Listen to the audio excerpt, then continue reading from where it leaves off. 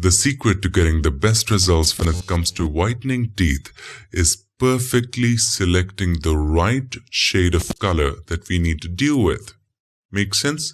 Let me show you. Have a look at the teeth. Let me zoom in. What if we could select this exact shade of yellow and deal with it? That would be awesome, and that's exactly what we're gonna do. Click on the adjustment layer icon and then choose Hue Saturation. Now inside of Hue Saturation, with the help of the hand tool right over there, let me bring it right here so that you can see what's happening. With the hand tool selected, click on that yellow. We will adjust that later. Now, as you can see, yellow shows up at the top. Sometimes it can be red. Do not worry, we will adjust that.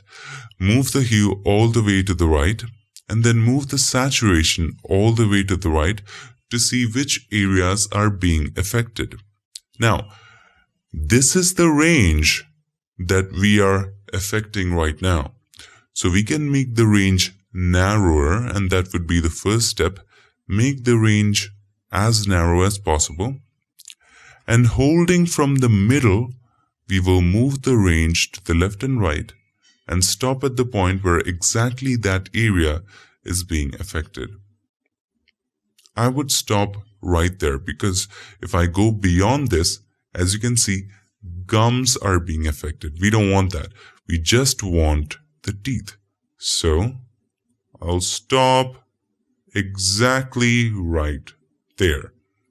Now let's make the range a little larger by holding this point so that all of the teeth is selected. Okay, that is fine. All of the yellows in the teeth.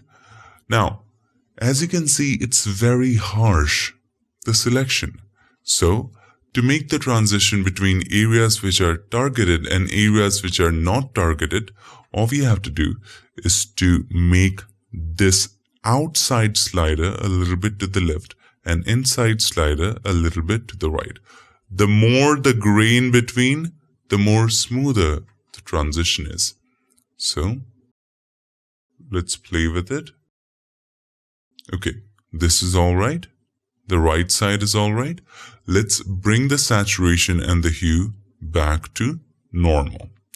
Now, all we need to do, decrease the saturation and problem solved. If you want to brighten it a little bit, you can also increase the lightness. It was very easy. If you want to add a little bit of red to it, take it to the left, the hue, and it's done. It looks very natural. It's great. But what's happening is it's also taking away yellow from the skin. So this is the before, this is the after.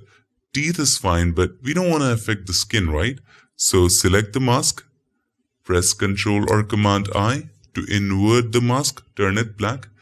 Then take the brush, make sure the foreground color is white. You can always press X to toggle between the foreground and the background.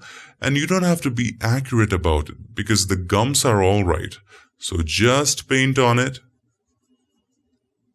Accuracy not required here. And you are good to go.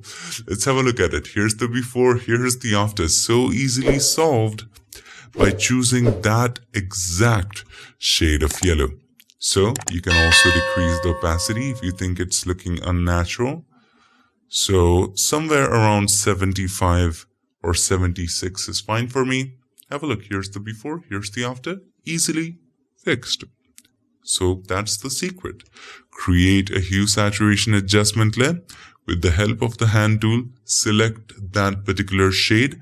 Using the range, refine your selection, and do not forget to first move the hue and the saturation all the way to the right to see which areas are being affected, and then bring them back to normal and adjust it accordingly. And at the end, do not forget to reduce the opacity because sometimes, mostly, we tend to go a little overboard. And that's pretty much it for this tutorial. Hope this video helped you, and if it did, make sure to give us a like, and also don't forget to subscribe, and not just subscribe. Ring the bell so that you, my friend, don't miss any other future tip, trick or tutorial. Thank you for all your support. I will see you guys in my next one. Till then, stay tuned and make sure that you keep